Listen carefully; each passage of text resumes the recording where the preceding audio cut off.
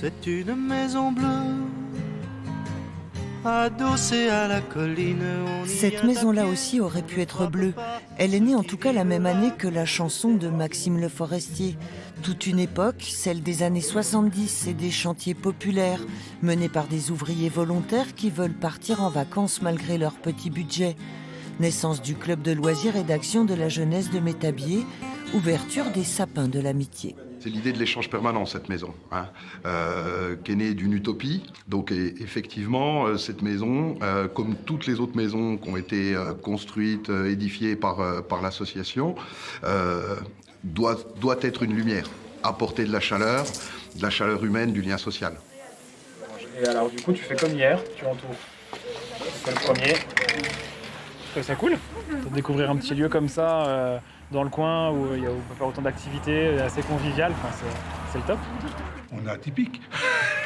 Oui, mais on le revendique. On le revendique et puis on a quand même autour de nous du monde qui passe, des gens, des copains.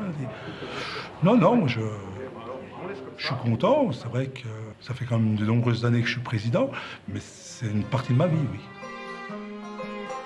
Pour faire fonctionner ce lieu d'accueil et d'hébergement, seulement 2 salariés, 3 en été. Les autres sont tous bénévoles, environ 80 qui se relaient depuis 5 décennies, mettent la main à la pâte, un peu ou beaucoup. Ça fait 10 ans que j'habite Métabier. Je passais devant cette maison, je ne connaissais pas. Et puis après, j'ai rencontré le directeur qui m'a fait connaître les lieux. Et puis du coup, j'ai participé depuis que je connais Jamel à la vie de la maison. Je viens tous les jours. J'ai mon fils, il profite du jardin, on vient faire le potager. Après, moi, je fais un peu d'administratif. C'est chouette.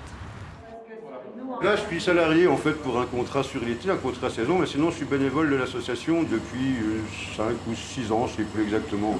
Ça vous apporte quoi d'être bénévole ici ?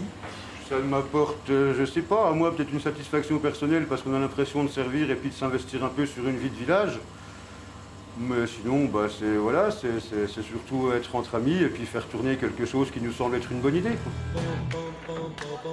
Les sapins de l'amitié, un centre de vacances participatif où on partage, on échange. Bon appétit à vous.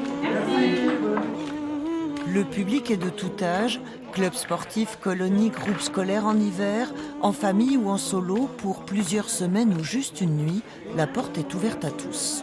C'est le responsable donc, de la location de vélo qui nous a indiqué ce lieu. J'ai téléphoné, je suis tombée sur le directeur et on a eu un accueil très chaleureux, déjà une réponse très chaleureuse au téléphone et on s'est dit c'est là qu'on a envie d'être par rapport à l'état d'esprit, par rapport au côté familial, simple, des choses qui sont à mon avis essentielles. Même si on vient en vacances seul, on trouve des gens avec qui discuter. La vaisselle en commun, en temps de Covid, ça se fait plus, mais c'est une occasion de papoter. Puis maintenant, je connais les gens, donc c'est aussi voir des gens que j'apprécie. Quoi. Vous y êtes attaché à ce lieu ? Ouais, bien sûr. Ouais, ça fait 10 ans que je viens, donc fatalement. Non, et puis c'est vachement sympa comme ambiance. Puis il y a une histoire derrière. Donc, quand même, ouais. Une histoire qui va s'exposer le 11 septembre à l'occasion des 50 ans des sapins de l'amitié, l'occasion de plonger dans les souvenirs et de penser à la suite. Là, par exemple, c'est la construction de l'amphi et puis des balcons, etc. Ouais.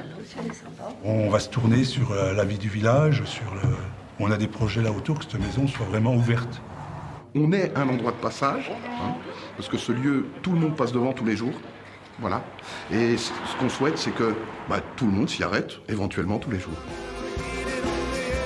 Lieu d'hébergement de 100 lits à vocation culturelle, le chalet ne veut pas grandir, mais s'enrichir encore, d'échanges et de rencontres.